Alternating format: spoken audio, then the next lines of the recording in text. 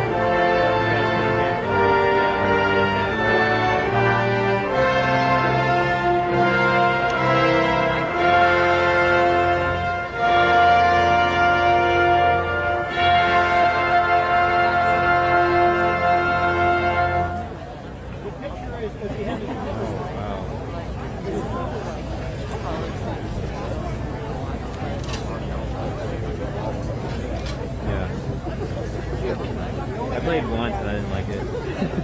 Did not like it.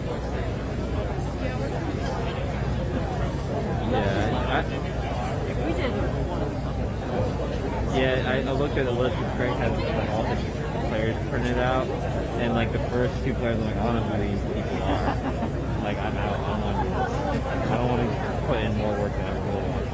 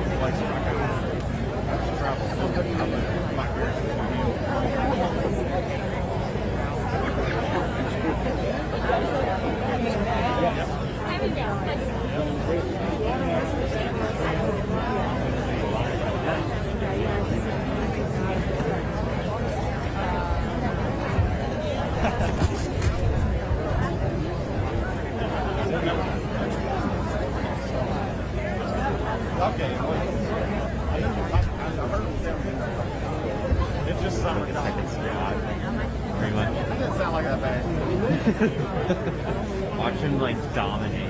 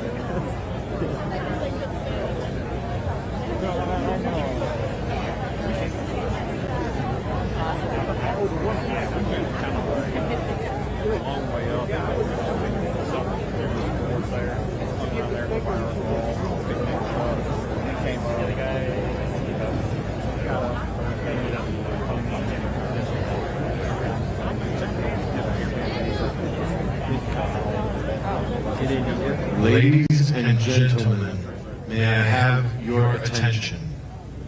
At this moment, please join us in a moment of silence as we remember those passengers and crew members aboard American Flight 77 and those lost at the Pentagon.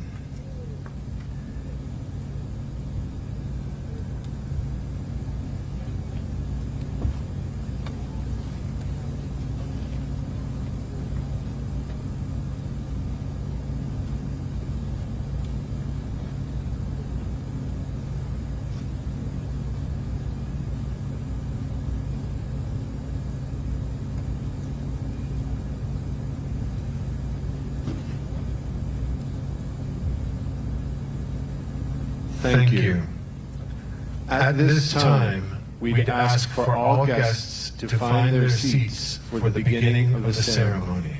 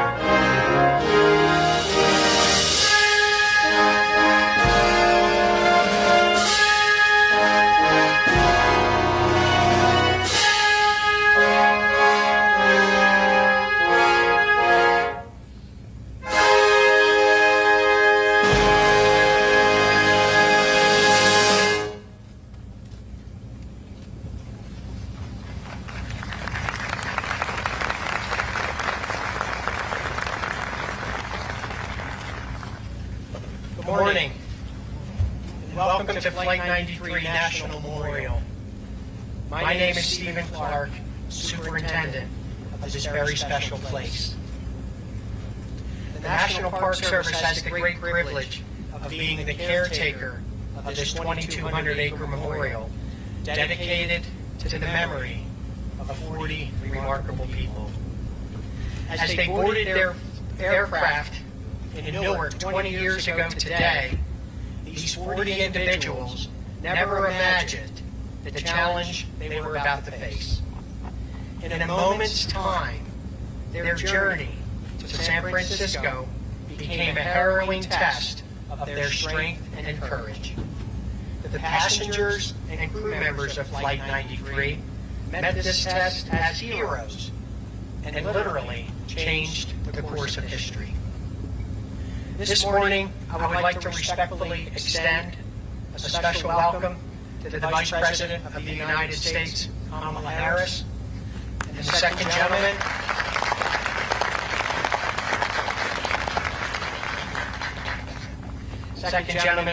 Douglas Emhoff, and to the 43rd President of the United States, George W. Bush,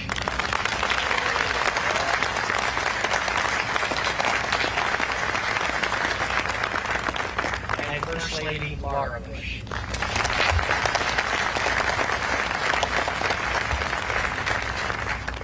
I'd also like to provide a special welcome to the Secretary of the Interior, Deb Haaland.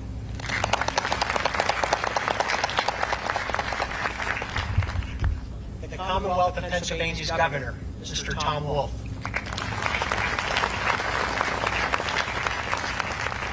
And finally, the President of the families of Flight 93, Mr. Roland.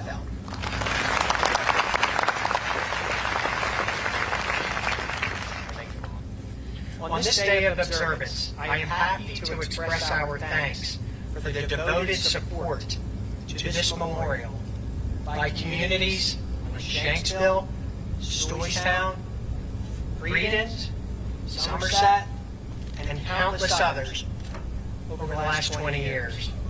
Their commitment and dedication will never be forgotten. We are greatly honored today by the presence of more than 500 family and friends of the passengers and crew members. In addition, literally, millions of people around the world are joining us as a virtual audience.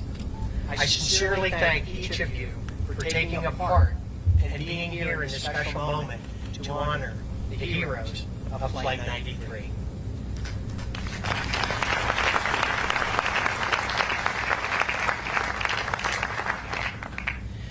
As our nation continues to work together to fight the global pandemic, we encourage those in attendance today to join us in wearing a face covering. We have come together with the families and passengers and crew members to honor the 40 heroes of Flight 93. By observing this precaution, we can best protect ourselves and look out for each other on this day of remembrance. 20 years ago today, when the United States was attacked, numerous heroes emerged in New York, the Pentagon, and aboard Flight 93.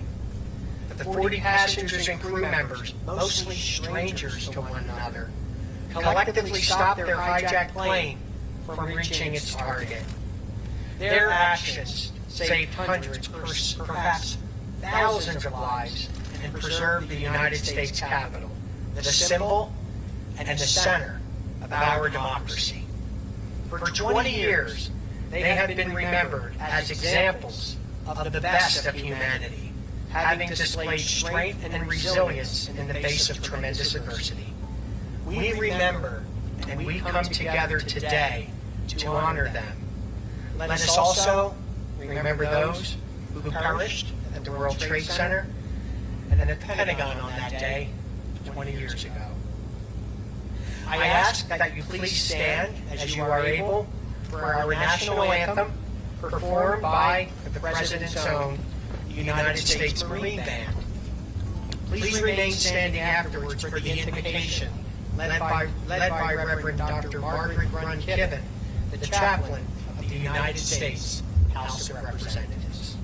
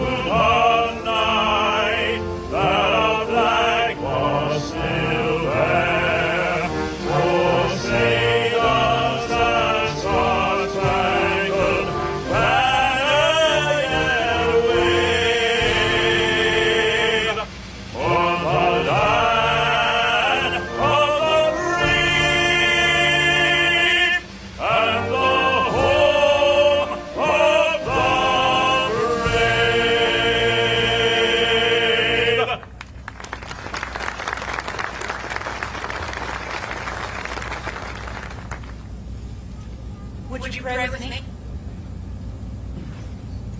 Holy and eternal God, we approach you today, keenly aware of that bucolic morning 20 years ago, when our nation's peace was shattered and thousands of souls perished at the hands of evil.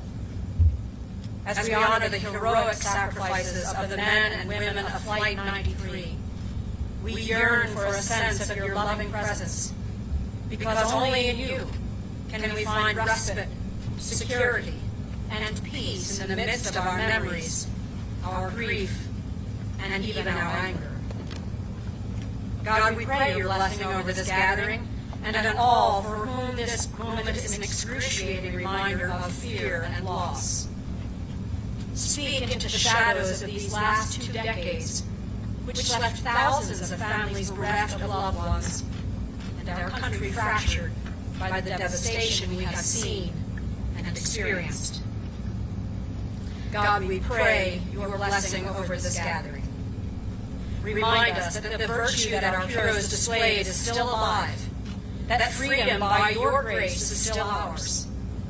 Then ennoble us as a nation to hold on to our unity. We will not ever surrender our commitment to liberty and justice, no matter the cost. Bless us with a sense of resilience born in our faith in you, and may our tribute to those who gave the full measure in defense of freedom be worthy of their sacrifice and given in your honor. God bless America, and receive our prayers as we offer them in the strength of your name. Amen.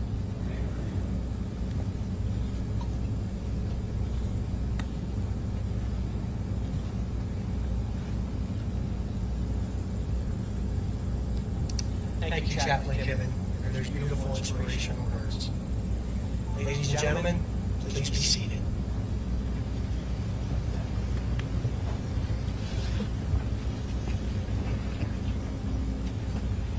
At this moment, 20 years ago, 40 brave individuals, realizing their hijacked plane was part of a larger attack, were preparing to act.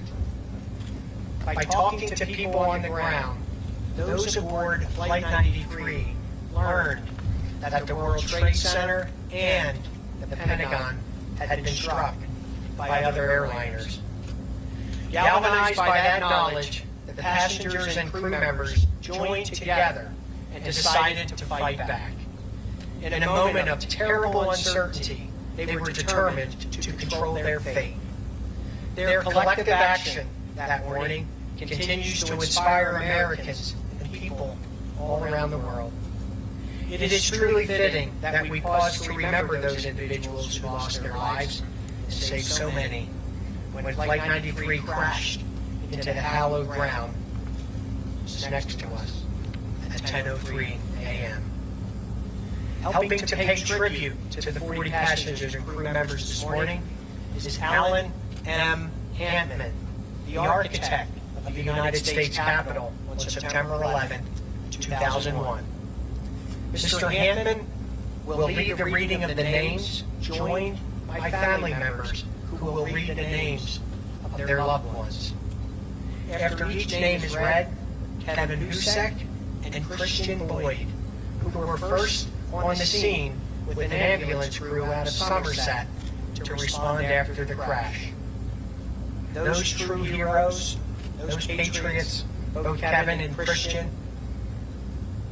will ring the bells of remembrance in their memory. Following the moment of remembrance, retired Los Angeles City Fire Department Battalion Chief Stephen Ruda will offer a brief reading.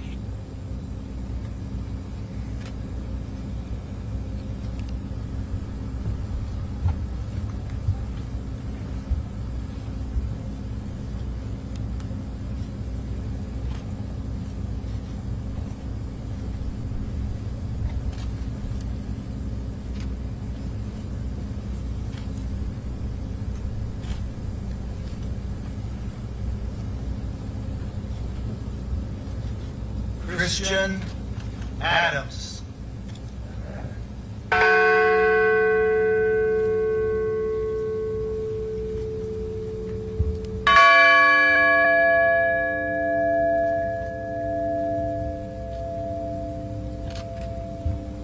Lorraine Grace Bay, our angel.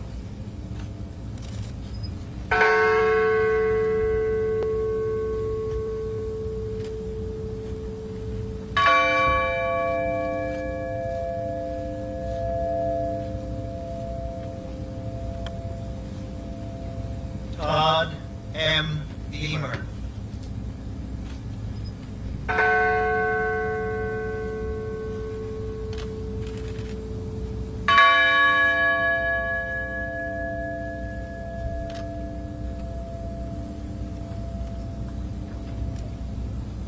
Alan Anthony Bevan.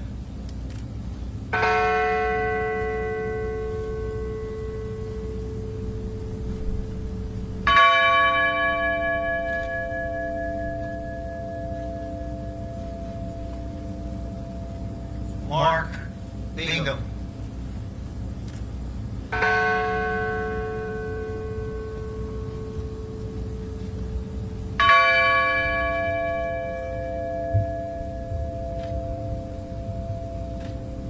Diora Francis Bodley.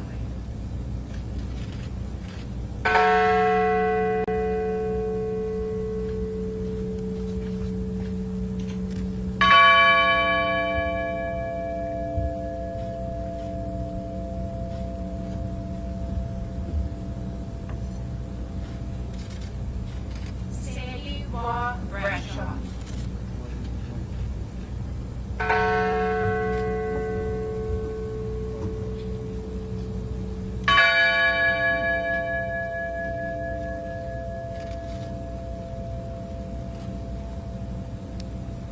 Marion R. Rittman.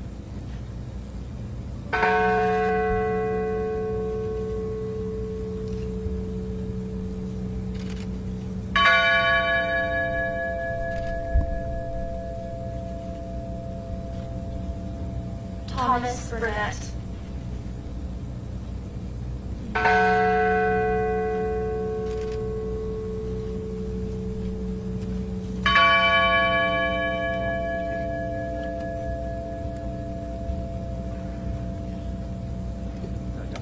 William Joseph Cashman.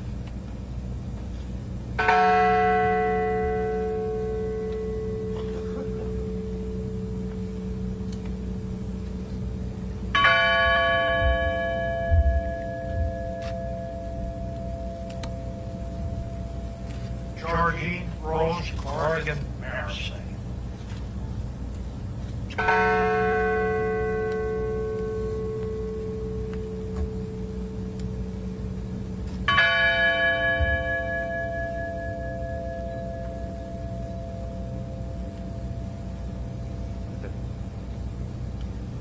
Tricia Cushing.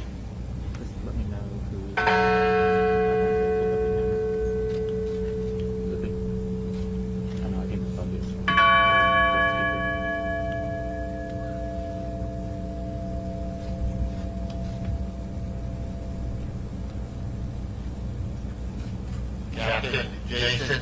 Matthew Dahl.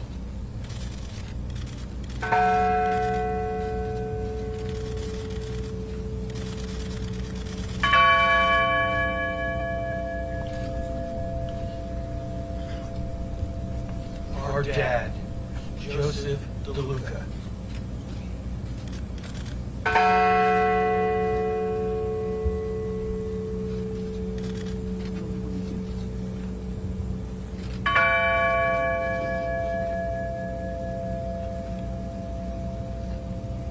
Patrick Joseph Driscoll. My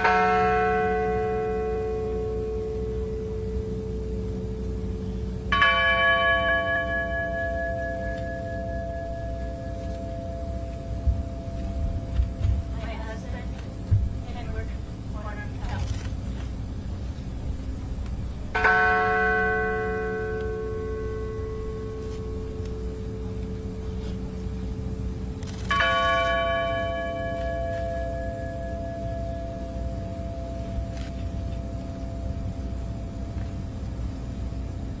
Jane C. Folger.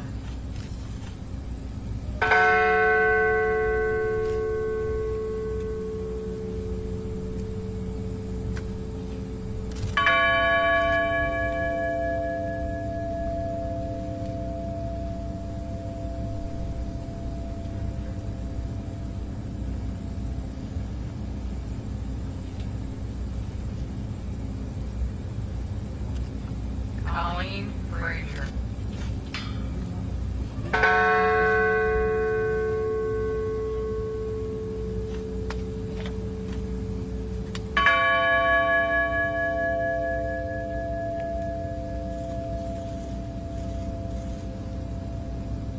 Andrew Sonny Garcia.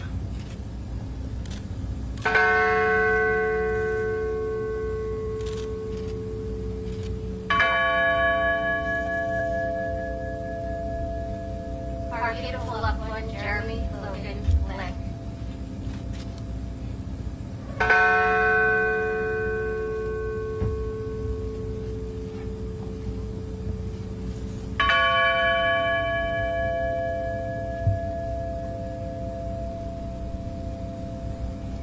Kristen Osterholm White Gould.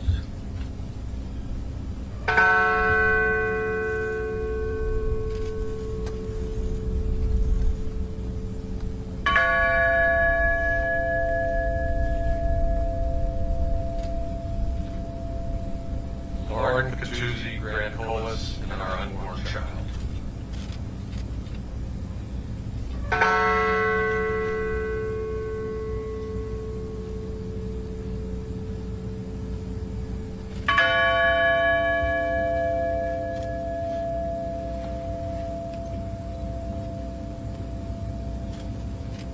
Wanda Anita Green.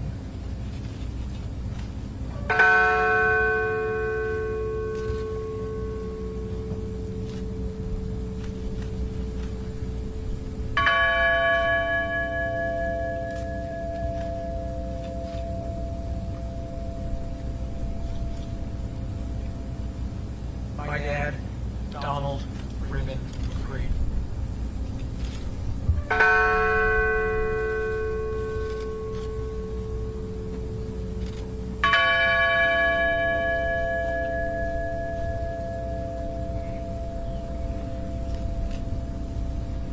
My sister, Linda Christine Roland.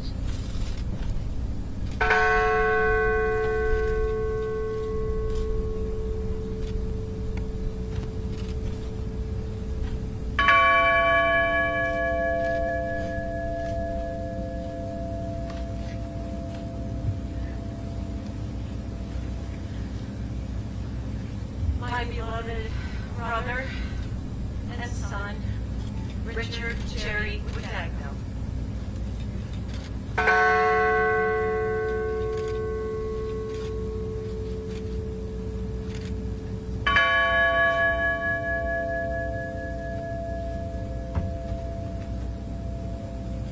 My brother-in-law, First Officer Leroy Homer Jr.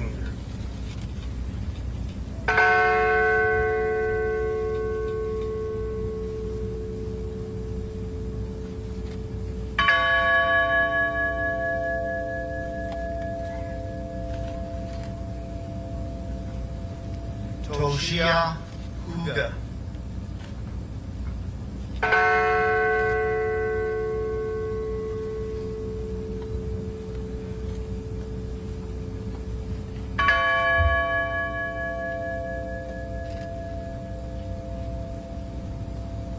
My mother and flight attendant, C.C. Ross Lyles.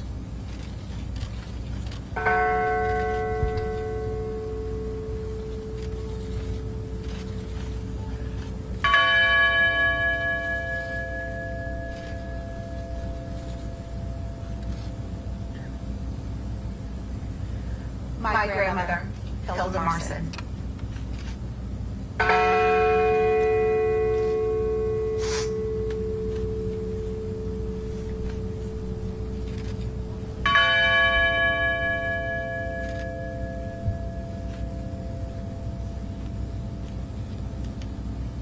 Valeska Martinez.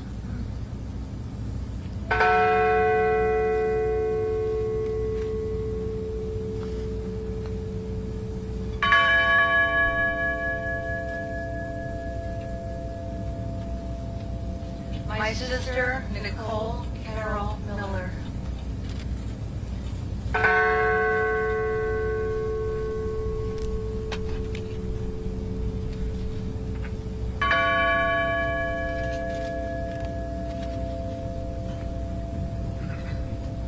Louis Joseph Nackey II.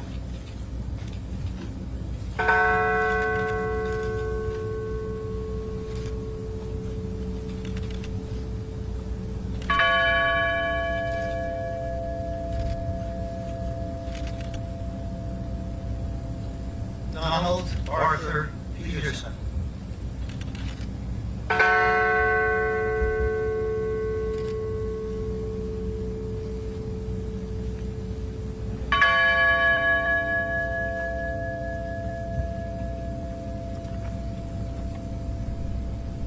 Jean Hoadley Peterson.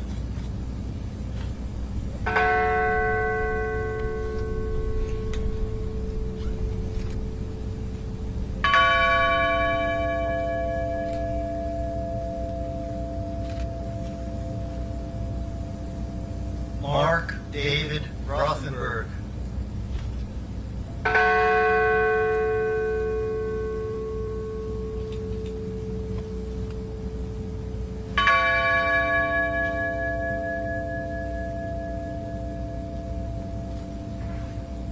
Christine Ann Snyder.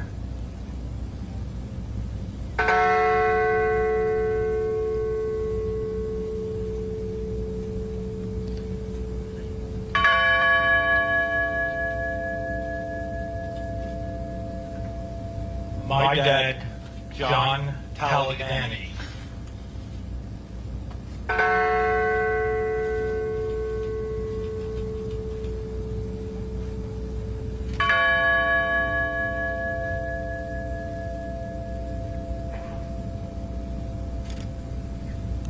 Honor Elizabeth Wayneo.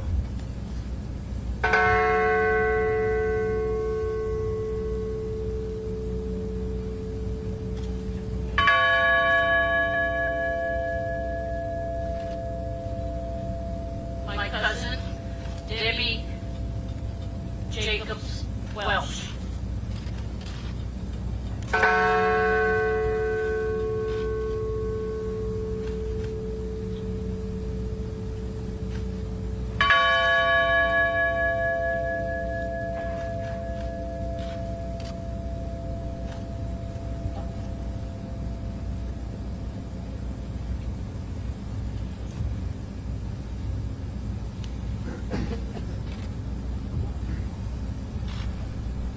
"20 years ago, the world watched in horror as the terrorist attacks unfolded at the World Trade Center, the Pentagon, and in this field near Shanksville.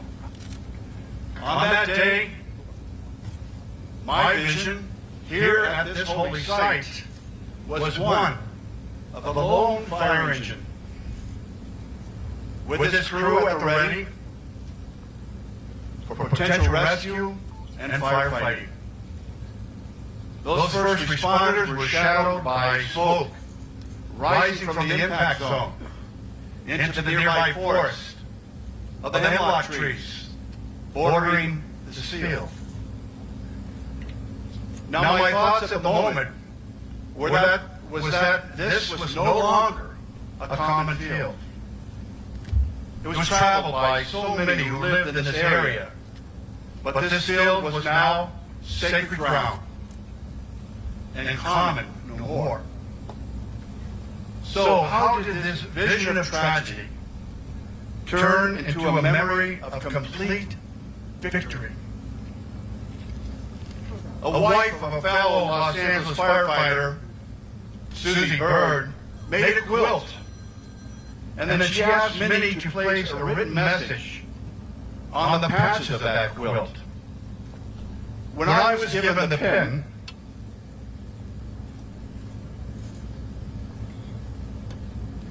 I recollected the vision that I had seen on September the 11th, 2001, and I wrote, "A common field one day, a field of honor forever." Now these simple words caught the attention of one of the archivists, who collected many thoughts that were sent here to this beautiful memorial. These words became the preamble for the mission statement that has guided and processed for permanently memorializing the 40 passengers and crew of Flight 93 over the past 20 years. Now, please, hear these words once again.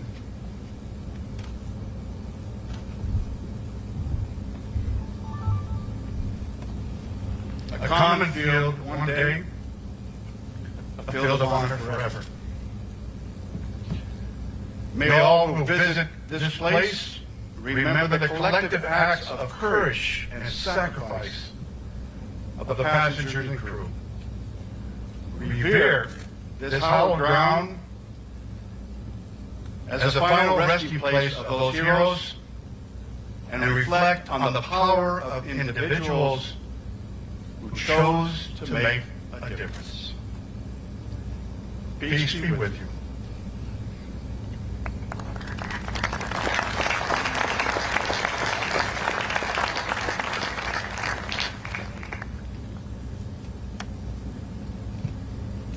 Thank you, Chief Ruda. Your eloquent words have truly helped to define our understanding of this hallowed ground. Sir, thank you. Once again, our sincere appreciation to Mr. Hampman, all of our family readers, and finally bell ringers Kevin Husek and Christian Woolley. This nation relies upon the men and women of our military for our protection. We owe them a debt of gratitude which truly can never be repaid for their sacrifices they and their families have made in preserving this great nation.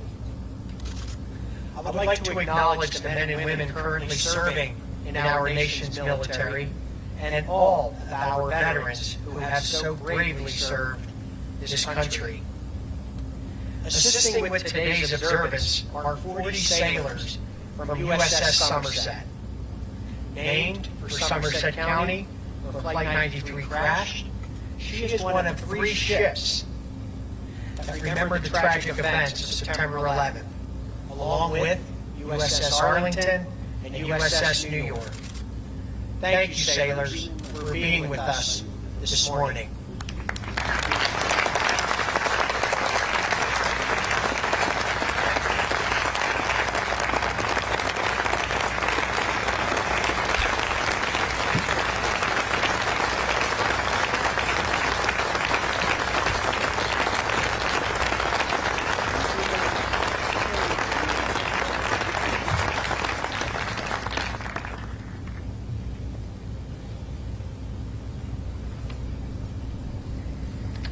It is a great honor to introduce Captain John Kurtz, Commanding Officer, USS Somerset. Captain Kurtz grew up in Pennsylvania and graduated from the Naval Academy in 1996. Before commanding the Somerset, he served as a naval flight officer and as the executive officer at USS Nimitz. Please join me in welcoming Captain John Kurtz.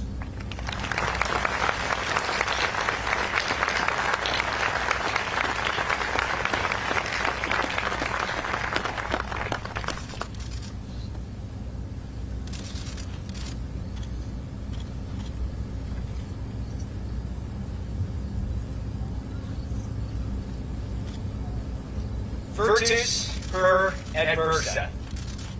Courage through adversity. That is the motto of USS Somerset and the reason we gather here today. To honor a remarkable act of courage by 40 strangers in the face of unimaginable adversity. Good morning, families and friends of the heroes of Flight 93. Vice President Harris, Mr. Emhoff, Governor Wolf, former President Bush, Mrs. Bush, Secretary Haaland, Mr. Felt, Mr. Clark, and Chief Ruda. It is one of the highest honors of my life to be here representing the nearly 435 United States sailors and Marines currently serving aboard USS Somerset.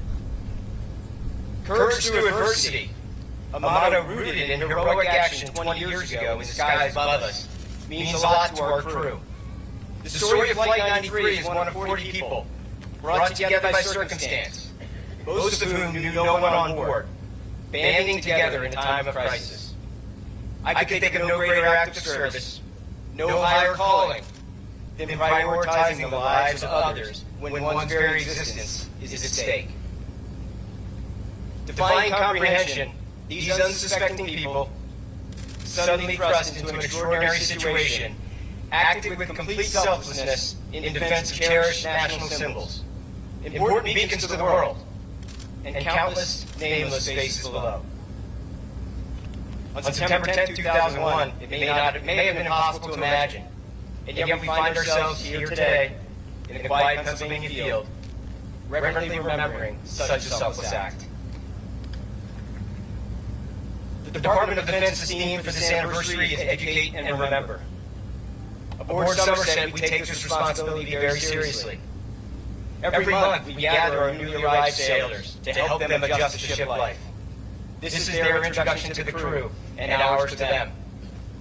In recent years, many sailors reporting aboard were not yet in kindergarten or even born on that day the world stood still in 2001. This fact alone drives us to educate and remember, as we must recount to a fresh group of faces the story of our ship's namesake. We begin by repeating the ship's motto, pointing out to these young men and women who have no memory of that day that they serve on a ship that still means so much to so many Americans. They are presented with their duty. Join Team Somerset in rising above adversity, and together, as a crew, carry on the legacy of those 40 heroes. It is our job to continue defending those ideals for which they sacrificed. For their path to heroism was uninvited and unrequested. When those passengers and crew members boarded Flight 93 20 years ago, they assumed it was just another flight, to or from vacation, or simply part of a day's work. Adversity took them by surprise. But in response, they joined together and fought back. They put others ahead of themselves, a testament to service and sacrifice. This is what we live for on board USS Somerset. Strangers banding together in terms of service and sacrifice. We on USS Somerset have a distinct advantage against adversity compared to those 40. We know it's coming. We will find ourselves in the enemy's sights, in the line of fire, standing between our country and those who would do her harm. We owe it to those 40 heroes to be ready. They deserve nothing less than our utmost effort to build on their example. I am proud to report that the sailors and Marines of USS Somerset, some of whom are with us today, are ready to put others ahead of themselves. While Somerset's official motto honors the legacy of those individuals who mustered their courage in the face of adversity on that fateful morning, painted on the ship's hangar door, the phrase uttered in the moment of their heroic struggle reflects the inspirational actions of those heroes and serves as a stark reminder and masterful motivator for Team Somerset. Towering over the crew in times of peace and conflict alike, these words remind us all of sacrifice, service, and the call to rise above adversity. I am humbled to repeat those words today as USS Somerset honors the heroes of Flight 93 and the loved ones left behind by their sacrifice. So I will end as I end all of my addresses to the crew. Team Somerset, let's roll!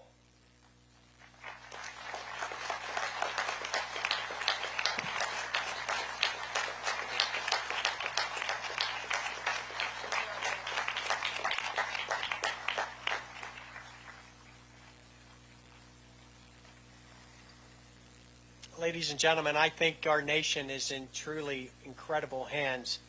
Having gotten to know the captain and the sailors of the Somerset and all throughout Somerset County over the last couple of days, Captain, you truly have made this event even more memorable. So, sir, thank you again for your service. God bless you, and it's so great to have you and your sailors here today. Thank you.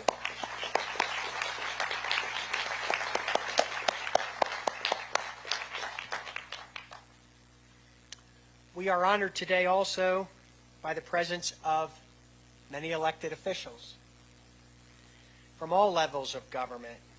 Among them, U.S. Senators Bob Casey, Pat Toomey, Congressman John Joyce, State Senator Pat Stefano, and representing the incredible, beautiful people of Somerset County, a group I work with so often, Commissioners Gerald Walker, Colleen Dawson, and Pamela Tokar-Ickes.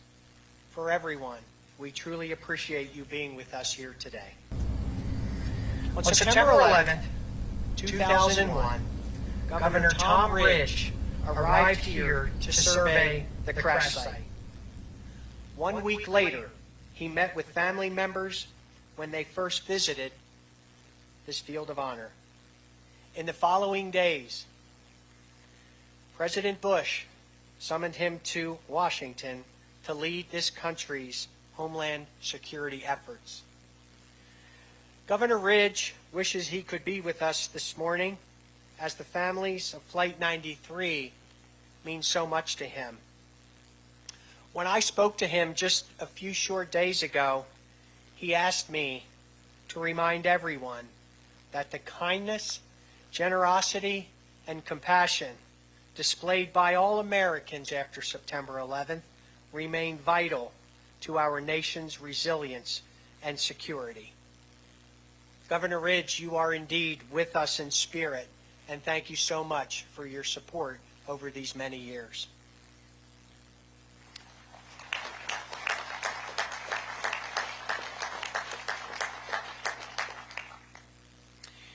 For truly, in the past 20 years, there's no question that the Commonwealth of Pennsylvania has been deeply involved in honoring the heroes of Flight 93.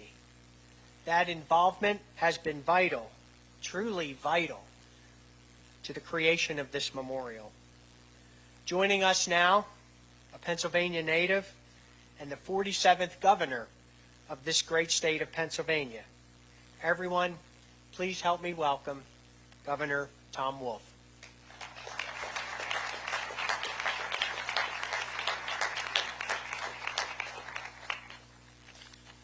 Thank you, Stephen. Thank you, everyone, for being here. And thank you for honoring me, allowing me to be here today. Pennsylvania is indeed proud to have been involved with these memorial services and with everything to honor the people who gave so much to all of us on that day. But every time I visit this memorial, I am struck by the solemnity of the place. Even more, I'm struck by the compassion and the heart of the people who built this place of remembrance. The people who visit to share stories of love and of grief, and the people who care for this space, and the visitors who come here day in and day out. Every year, we remember the lives lost to violent terrorist attacks on September 11th, 2001. This year, we're commemorating the 20th anniversary of this tragedy. And just like we do every year, our nation will come together to mourn and to remember. We remember our first responders and all those who went into danger on September 11th and in the days that followed to protect others. We remember the extraordinary acts of bravery and compassion committed by ordinary people on that day.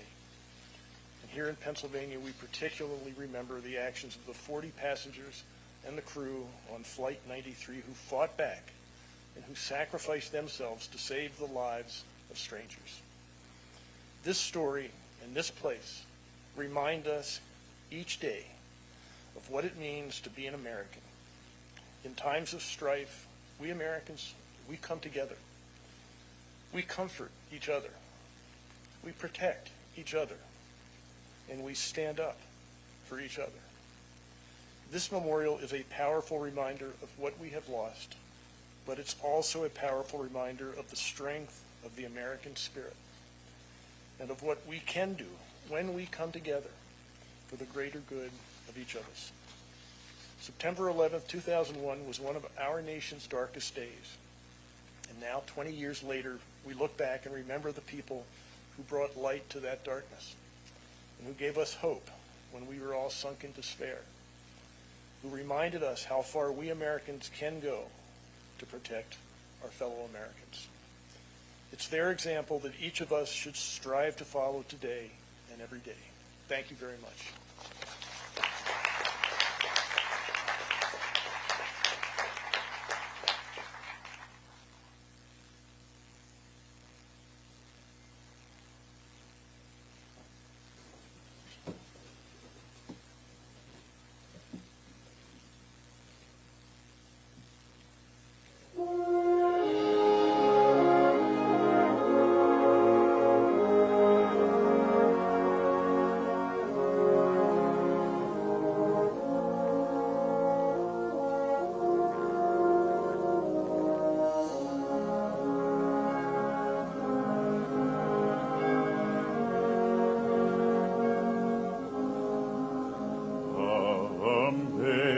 Amazing grace, how sweet the sound that saved a wretch like me.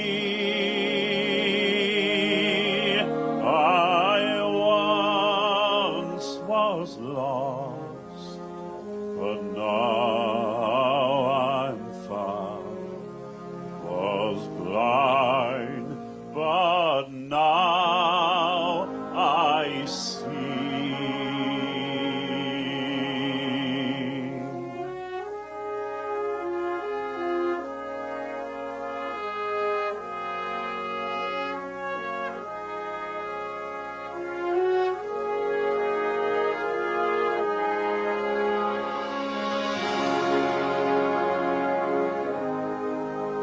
Was grace that taught my heart to feel, and grace my fears relieved. A precious gift that grace appeared. I first believed.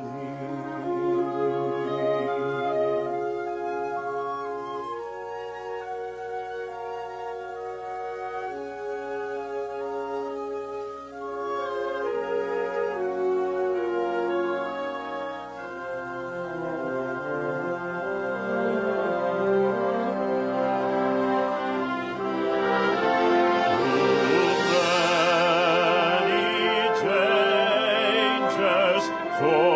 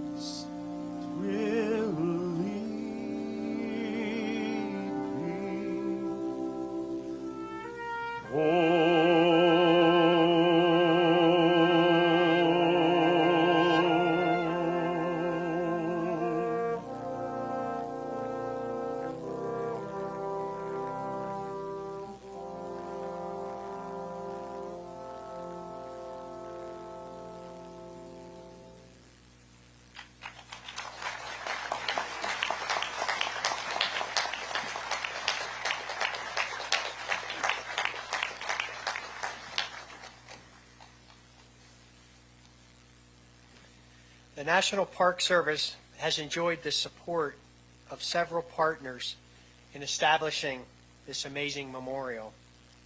We are grateful, of course, to the families of Flight 93, the friends of Flight 93, the National Park Foundation, and to all of those who have helped make the memorial what it is today, 20 years after September 11th.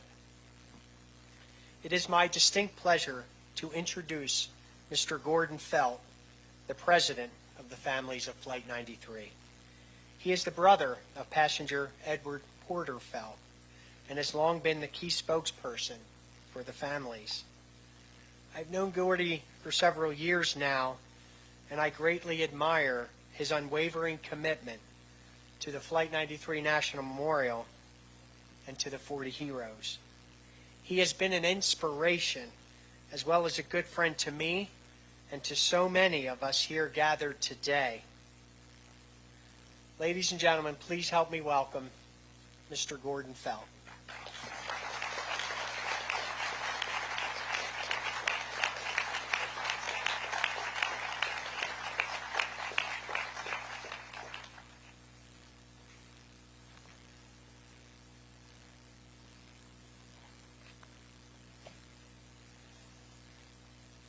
Madam Vice President, Second Gentleman, President and Mrs. Bush, Secretary Haaland, Governor Wolf, Captain Kurtz, Ambassador Kibben, Steve, Superintendent Clark, distinguished guests, families, friends, ambassadors, and all that join us today, near or far, I welcome you to the 20th Remembrance Ceremony of September 11th, 2001, here at the Flight 93 National Memorial. To the men and women that serve aboard the USS Somerset here today, and all of those active duty members and veterans in attendance, near and far, you honor us with your presence. And we must never forget that there are thousands of your brethren gravely injured or that have lost their lives while serving or as a result of their service during these past 20 years. Their loss reminds us that September 11th was not a singular event, but a date that marked a cultural paradigm shift in our country and for freedom-loving people across the globe. To the families of Flight 93 here and at home, honoring a loved one, my heart goes out to you. Having lost a brother on September 11th, I too live with a grief that is deep, consuming, and always present.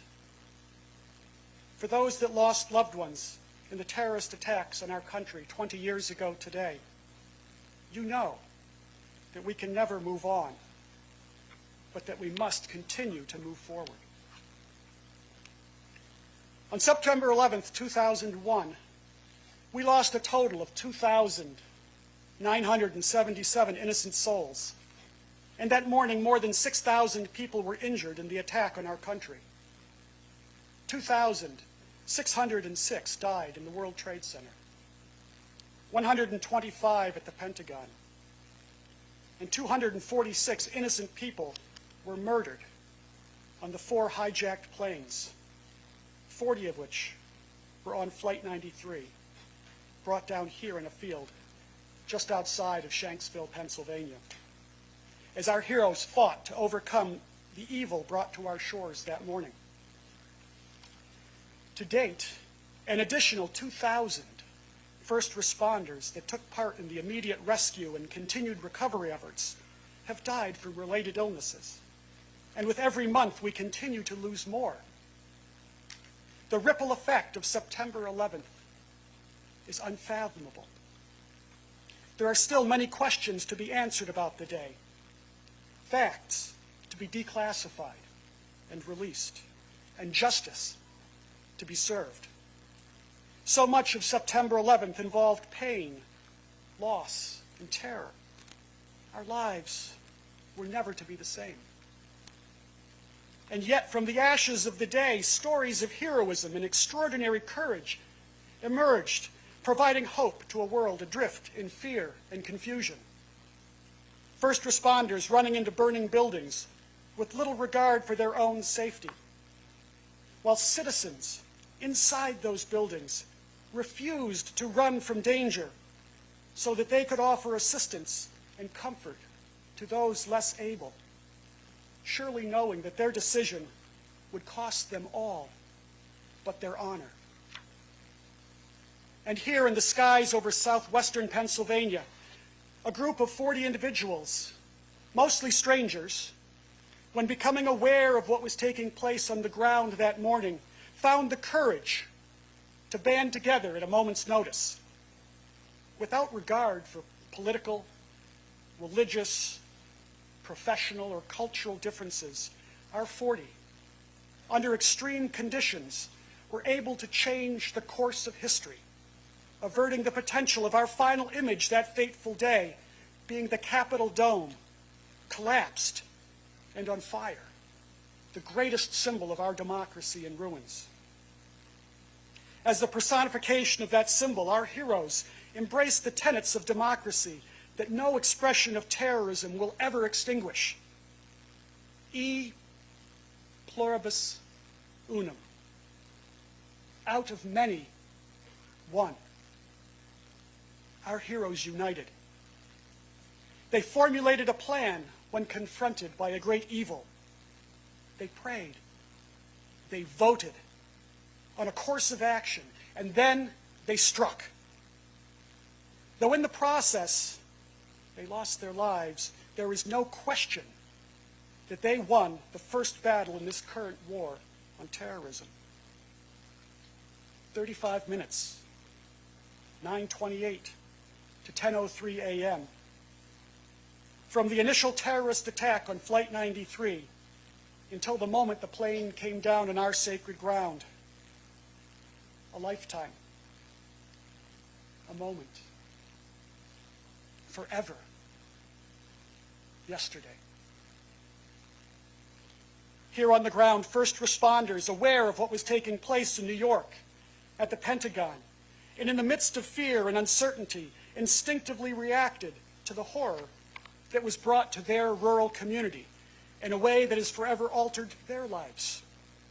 These proud men and women of Somerset County and the surrounding region demonstrated everything that is awesome about the United States of America.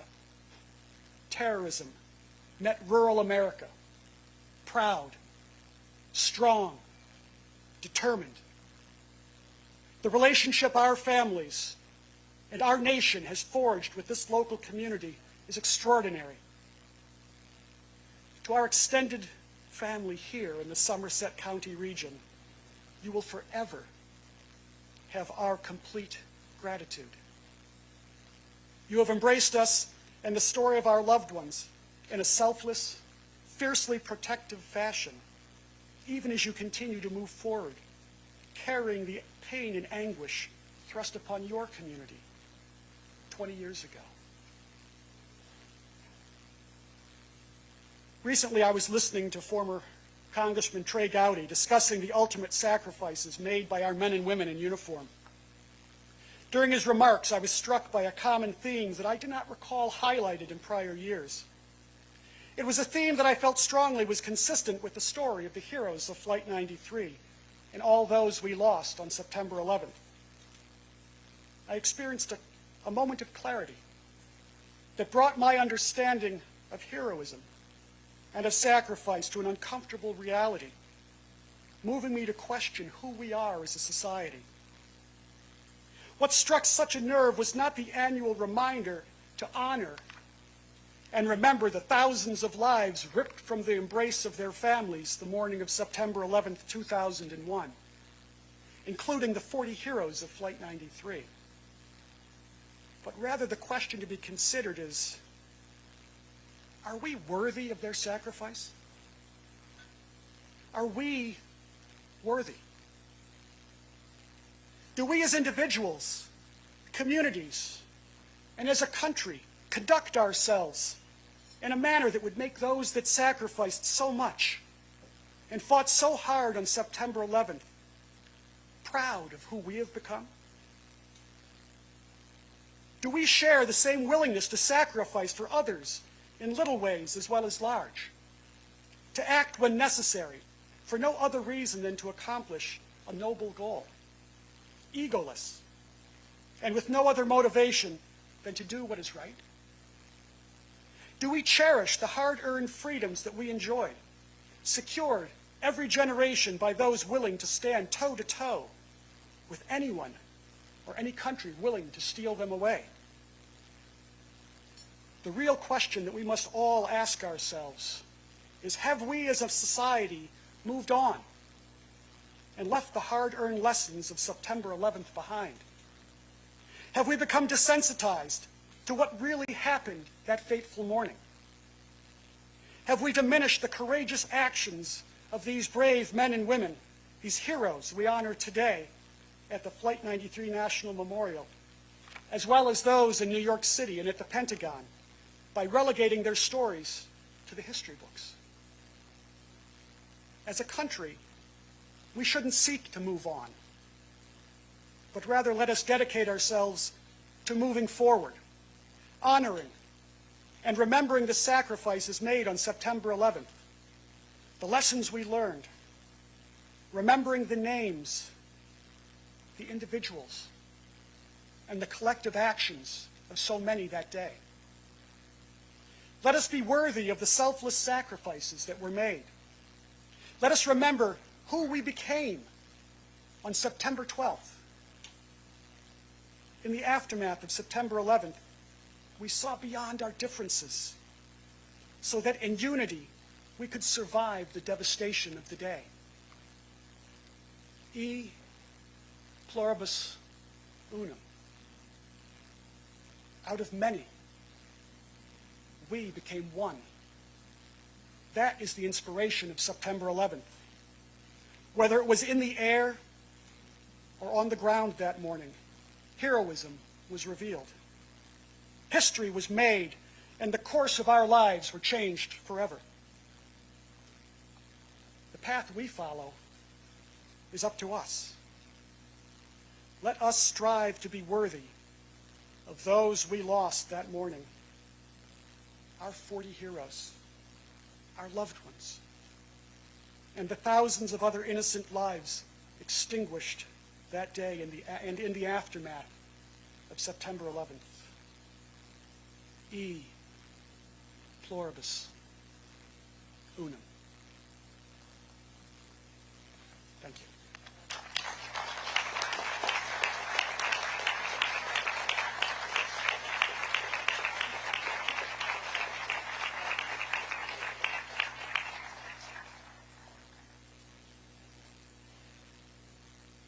Thank you, Gordy.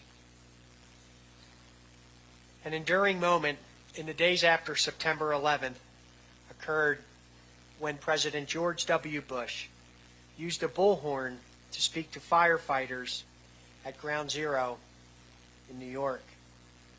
His words provided sorely needed encouragement to a grieving country. A common thread of heroism running through each of the 3 attack sites on September 11th was the devotion to duty shown by our first responders. They made the nation proud then, and they continue to do that now. Thank you to all of our first responders across these great United States, for we are truly grateful for your service.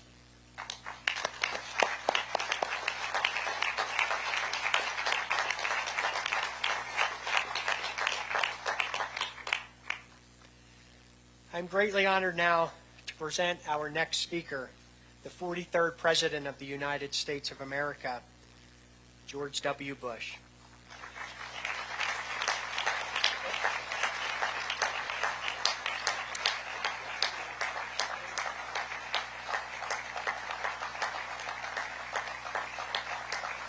Thank you, ladies and gentlemen.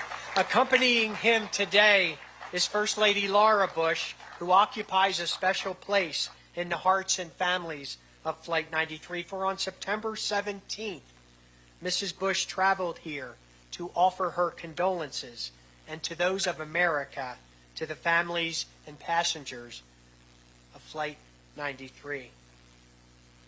President Bush is fondly remembered by everyone involved in the effort to commemorate the heroes of Flight 93 for signing the act that created this national memorial on September 24th, 2002.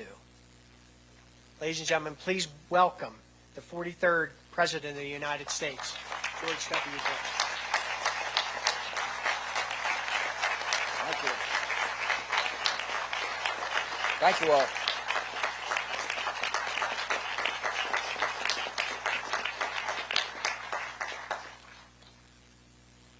Thank you very much. Laura and I are honored to be with you. Madam Vice President, Vice President Cheney, Governor Wolf, Secretary Haaland, and distinguished guests.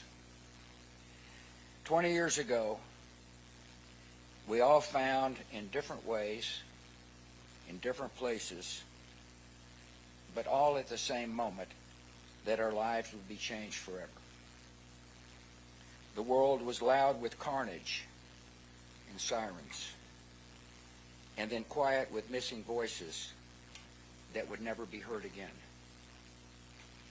These lives remain precious to our country and infinitely precious to many of you.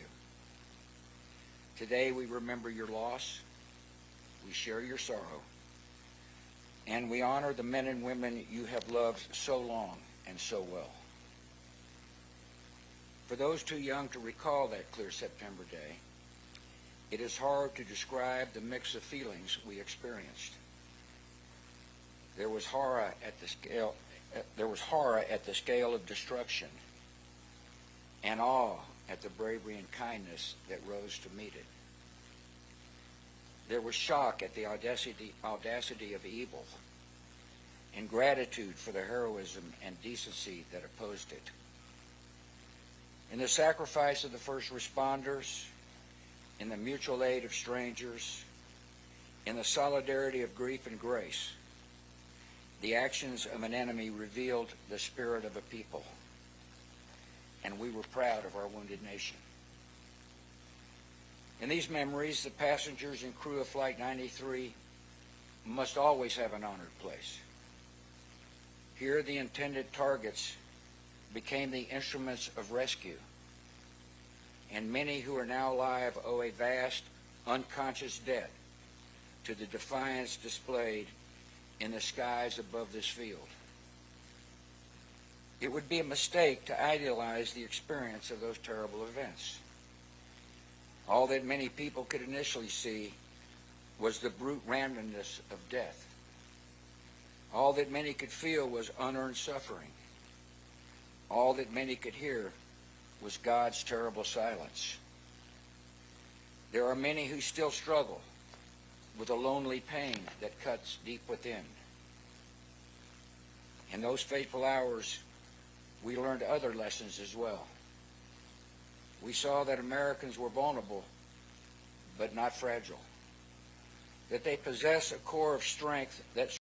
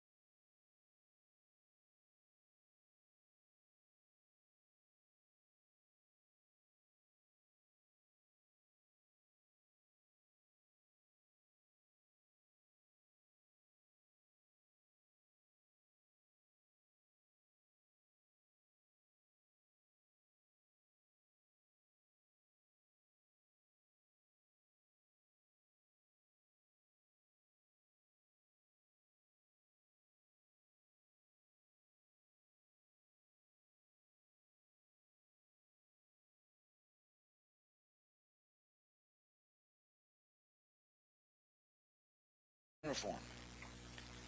The cause directly to veterans and people in uniform. The cause you pursued at the call of duty is the noblest America has to offer. You have shielded your fellow citizens from danger. You have defended the beliefs of your country and advanced the rights of the downtrodden. You have been the face of hope and mercy in dark places. You have been a force for good in the world. Nothing that has followed, nothing, can tarnish your honor or diminish your accomplishments.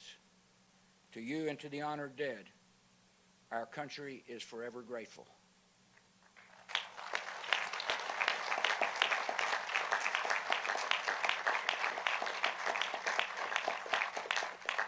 In the weeks and months following the 9/11 attacks, I was proud to lead an amazing, resilient, united people. When it comes to the unity of America, those days seem distant from our own. Malign force seems at work in our common life that turns every disagreement into an argument and every argument into a clash of cultures. So much of our politics has become a naked appeal to anger, fear, and resentment. That leaves us worried about our nation and our future together. I come without explanations or solutions. I can only tell you what I've seen. On America's day of trial and grief, I saw millions of people instinctively grab for a neighbor's hand and rally to the cause of one another. That is the America I know.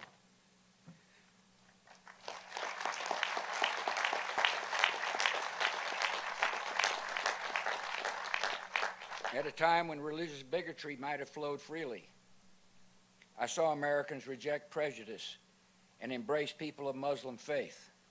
That is the nation I know.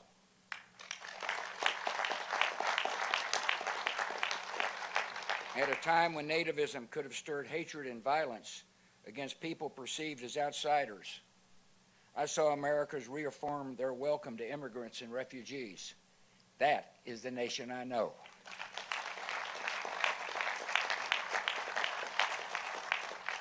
At a time when some viewed the rising generation as individualistic and decadent, I saw young people embrace an ethic of service and rise to selfless action. That is the nation I know. This is not mere nostalgia. It is the truest version of ourselves. It is what we have been and what we can be again. 20 years ago, terrorists chose a random group of Americans on a routine flight to be collateral damage in a spectacular act of terror. The 33 passengers and 7 crew of Flight 93 could have been any group of citizens selected by fate. In a sense, they stood in for us all. The terrorists soon discovered that a random group of Americans is an exceptional group of people facing an impossible circumstance. They comforted their loved ones by phone, braced each other for action, and defeated the designs of evil. These Americans were brave, strong, and united in ways that shocked the terrorists, but should not surprise any of us. This is the nation we know.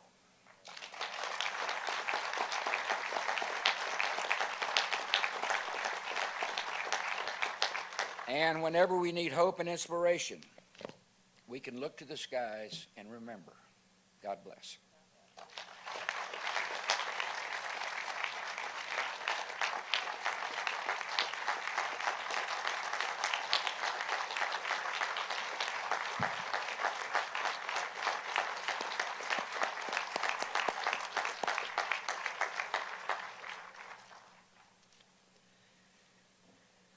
Thank you, Mr. President, for those beautiful, insightful words.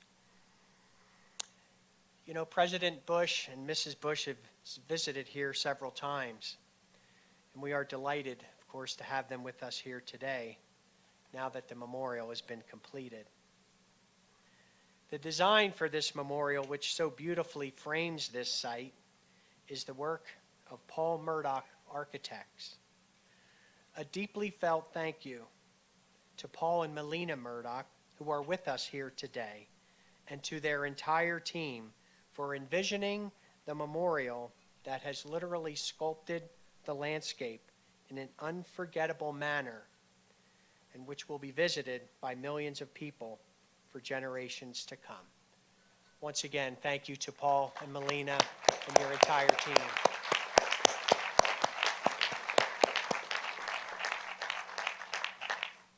Thank you, sir. How could we not embrace, to my left, the incredible men and women of the President's own United States Marine Band?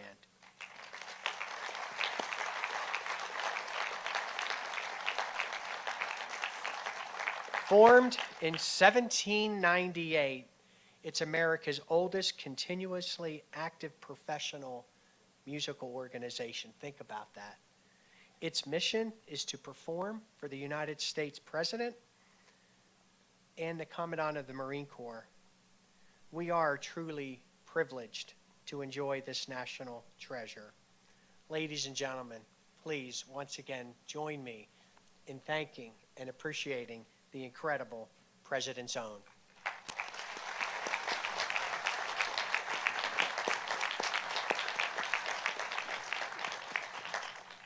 Thank you, Colonel.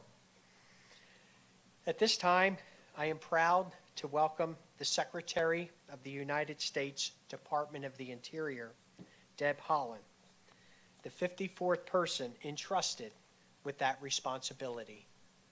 She leads a department which employs more than 70,000 people, whose mission it is to protect and manage this country's natural resources, as well as our beautiful and absolutely powerful cultural heritage. Would you all please join me in welcoming Secretary Deb Haaland.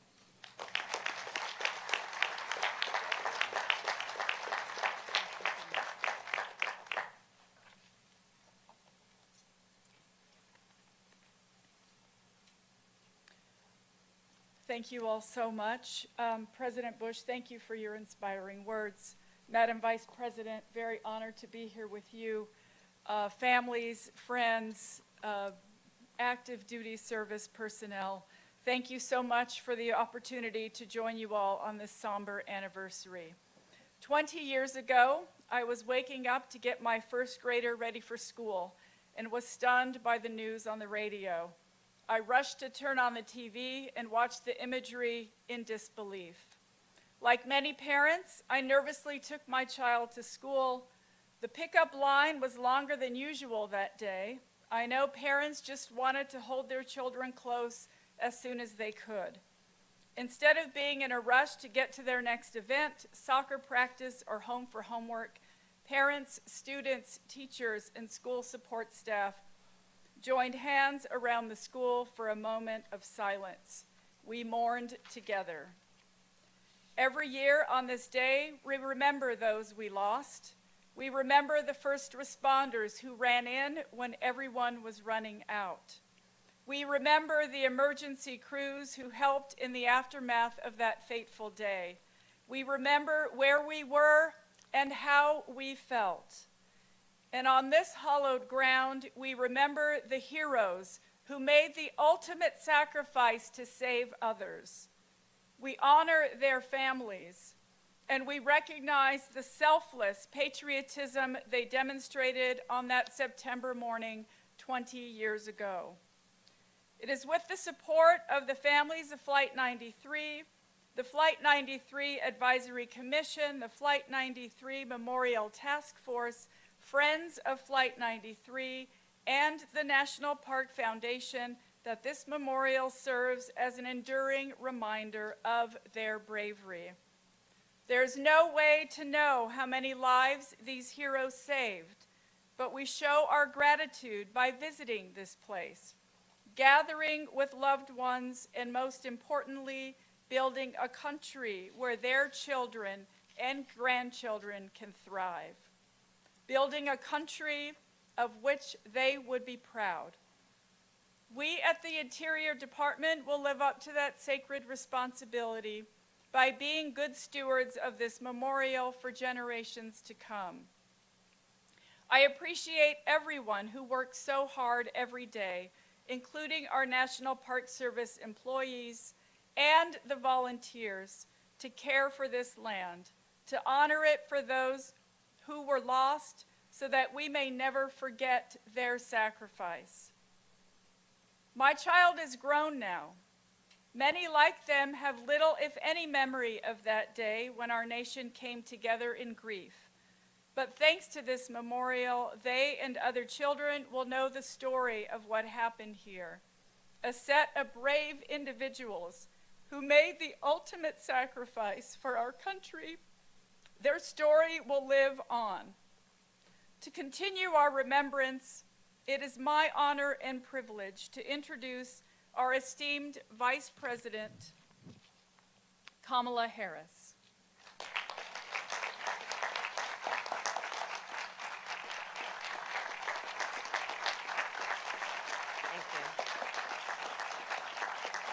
Thank you.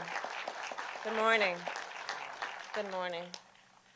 President Bush, it is my honor to be on this stage with you and Mrs. Laura Bush, and thank you, President Bush, for your words. They are as resonant today as the words you spoke 20 years ago. Governor Tom Wolf, Superintendent Stephen Clark, Madam Secretary, and the President of the Families of Flight 93, Gordon Feld. It is truly an honor to be with all of you at this field of honor. We are joined today, of course, by the family and friends of the 40 passengers and crew members of Flight 93. And we stand today with all those who lost someone on September 11th, 2001, and in the aftermath of the attacks. So many in our nation, too many in our nation, have deeply felt the passage of time these last 20 years. Every birthday, your loved one missed. Every holiday, every time her favorite team won, or his favorite song came on the radio. Every time you've tucked in your children or dropped them off at college. You have felt every day, every week, and every year that has passed these 20 years. So please know your nation sees you, and we stand with you, and we support you. We are gathered today on hallowed ground, at this place that has been sanctified by sacrifice, to honor the heroism that the 40 passengers and crew members showed in the face of grave terrorism. I remember when I first learned about what happened on that fateful flight.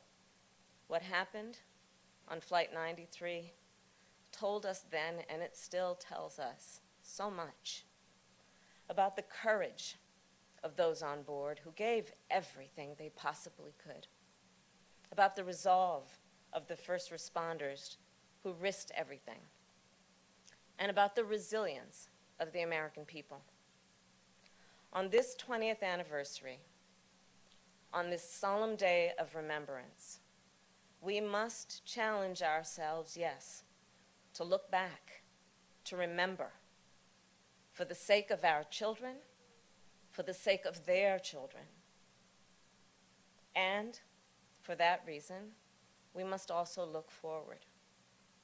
We must also look toward the future. Because in the end, I do believe that is what the 40 were fighting for. Their future and ours. On the days that followed, September 11th, 2001, we were all reminded that unity is possible in America. We were reminded also that unity is imperative in America. It is essential to our shared prosperity, to our national security, and to our standing in the world. And by unity, I don't mean uniformity. We had differences of opinion in 2001, as we do in 2021. And I believe that in America, our diversity is our strength. At the same time, we saw after 9/11 how fear can be used to sow division in our nation. As Sikh and Muslim Americans were targeted because of how they looked or how they worshiped. But we also saw what happens when so many Americans, in the spirit of our nation, stand in solidarity with all people and their fellow American, with those who experience violence and discrimination, when we stand together. And looking back, we remember the vast majority of Americans were unified in purpose to help families heal, to help communities recover, to defend our nation, and to keep us safe. In a time of outright terror, we turned toward each other. In the face of a stranger, we saw a neighbor and a friend. That time reminded us the significance and the strength of our unity as Americans, and that it is possible in America. So, moments from now, we will leave this hallowed place, still carrying with us the pain of this loss, this tremendous loss, and still, the future will continue to unfold. We will face new challenges, challenges that we could not have seen 20 years ago. We will seize opportunities that were at one time unimaginable. And we know that what lies ahead is not certain. It is never certain. It has never been. But I know this: if we do the hard work of working together as Americans, if we remain united in purpose, we will be prepared for whatever comes next. The 40 passengers and crew members of Flight 93, as we all know, they didn't know each other. Most of them didn't know each other. They were different people from different places. They were on that particular flight for different reasons. But they did not focus on what may separate us. No, they focused on what we all share, on the humanity we all share. In a matter of minutes, in the most dire of circumstances, the 40 responded as one. They fought for their own lives and to save the lives of countless others at our nation's capital. After today, it is my hope and prayer that we continue to honor their courage, their conviction, with our own, that we honor their unity by strengthening our common bonds, by strengthening our global partnerships, and by always living out our highest ideals. This work will not be easy. It never has been. And it will take all of us believing in who we are as a nation. And it will take all of us going forth to work together. Thank you all. May God bless you, and may God bless America. Thank you.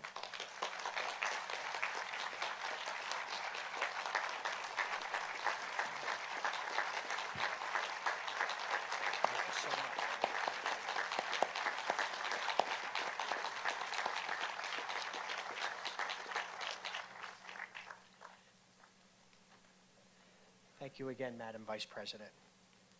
Beautiful words.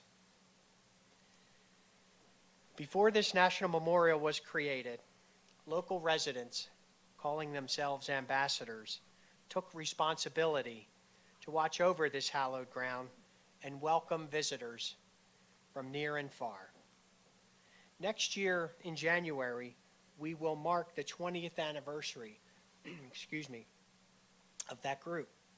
I would like to thank everyone who has given their time as a Flight 93 ambassador over the years, as you are, in many ways, the heart and soul of this very special place. Thank you all.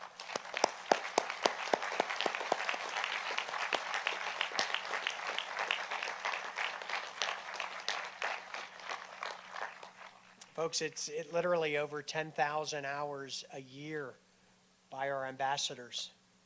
Every day of the year, including those bitter, cold Western Pennsylvania February mornings, you will see, yes ma'am, our ambassadors. They're truly incredible people, and again, they were here since day one. As we close, if I may, today I am wearing a watch worn by my great-uncle William Joseph Clark, who was killed in the First World War. I wear it just 3 times a year.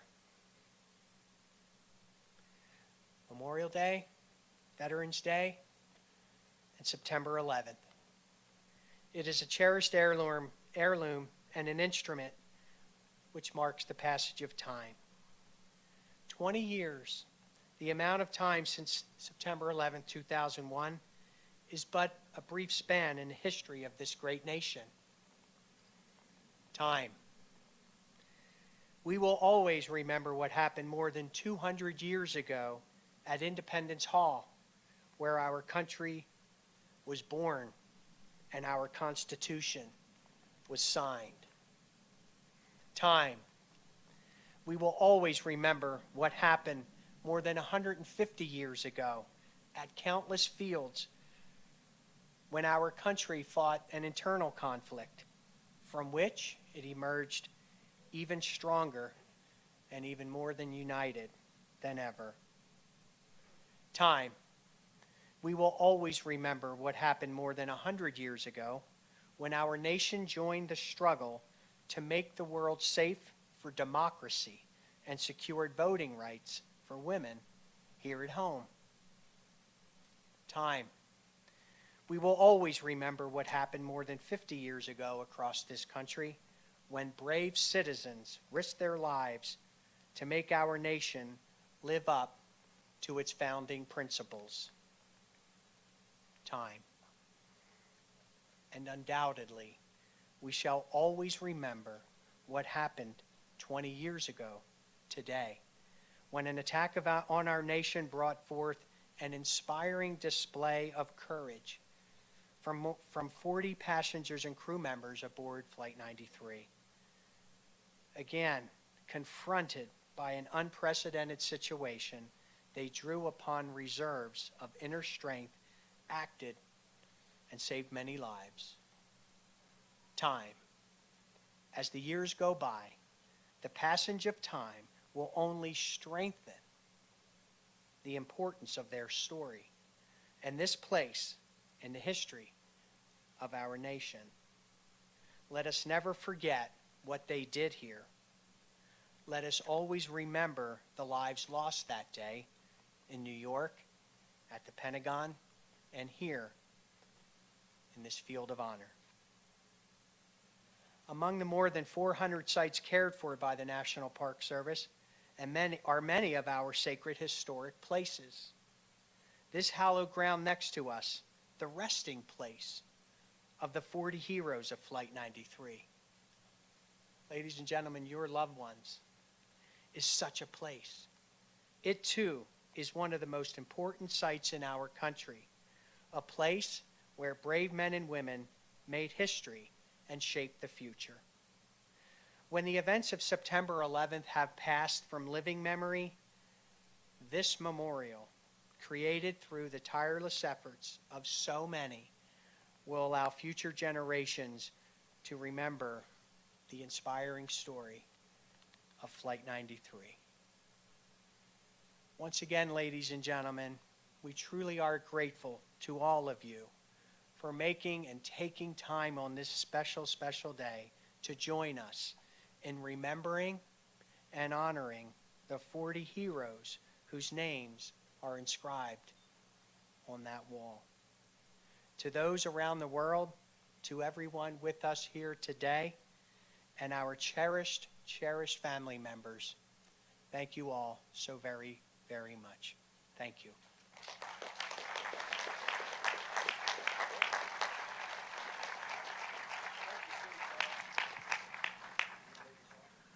Ladies and gentlemen, please remain seated until the ceremonial gate has been opened.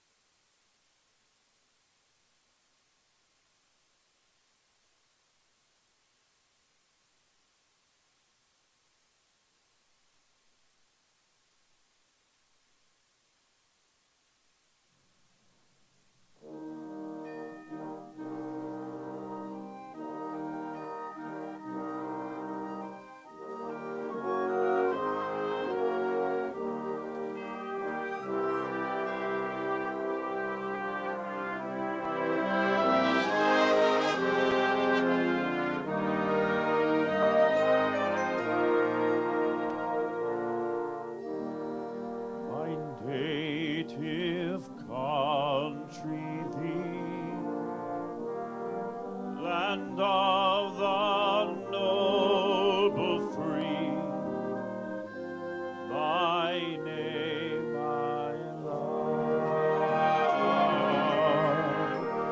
I love thy rocks and rills, thy woods and templed hills, my heart with rapture thrills like that above.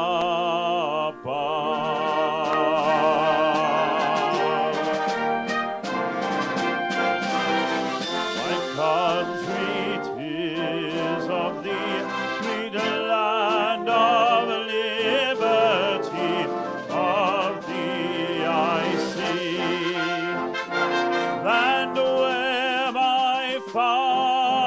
died, land of the Pilgrim's pride, from every mountainside.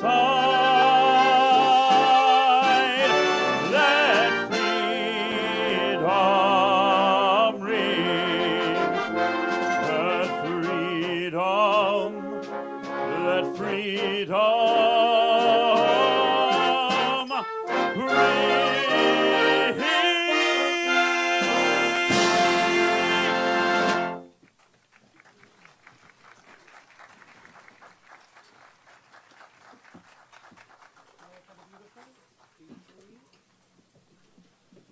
Now, the families of Flight 93 are invited to the Wall of Names and the sacred ground for a private wreath-laying ceremony.